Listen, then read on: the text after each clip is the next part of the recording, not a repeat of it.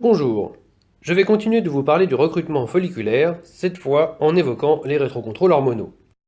Dans l'épisode précédent, nous nous étions arrêtés au fait que les points pertinents à retenir sont l'expression des récepteurs aux hormones hypophysaires sur les follicules en croissance d'une part, et d'autre part, les concentrations des hormones produites par les follicules.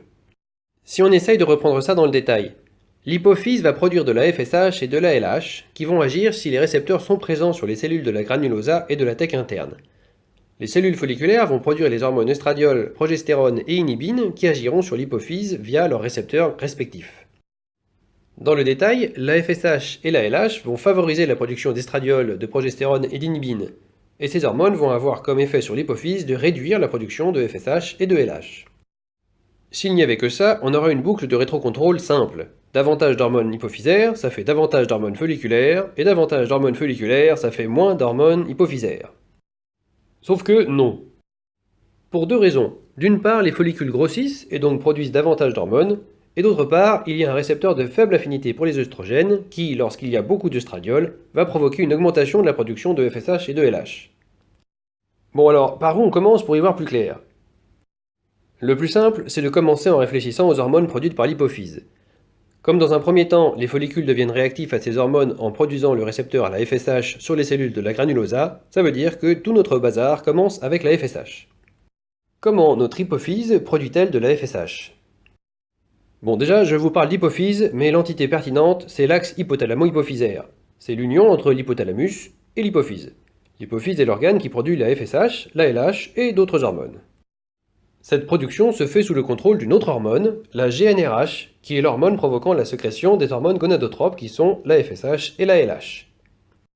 La sécrétion de GnRH est notable pour sa pulsatilité. Cette hormone n'est produite que par pulsation, avec une intensité et un rythme qui peuvent varier.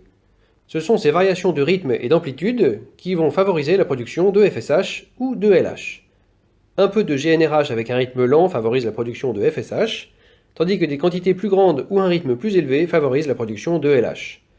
A noter que de grandes quantités avec un rythme rapide ne sont pas physiologiques.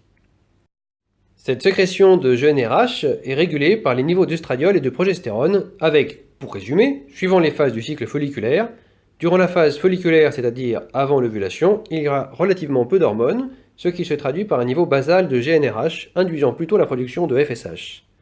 Au moment des chaleurs, il y a beaucoup d'œstradiol, ce qui accélère la sécrétion de GnRH via les récepteurs de faible affinité des œstrogènes, favorisant la production de beaucoup de LH qui provoquera l'ovulation.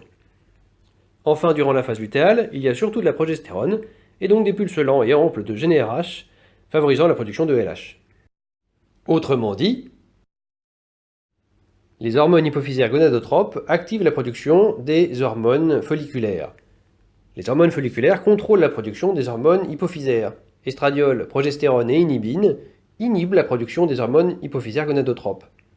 Sauf que, à haute dose, l'estradiol active la production des hormones gonadotropes en contrôlant la production de GnRH. Merci de votre attention.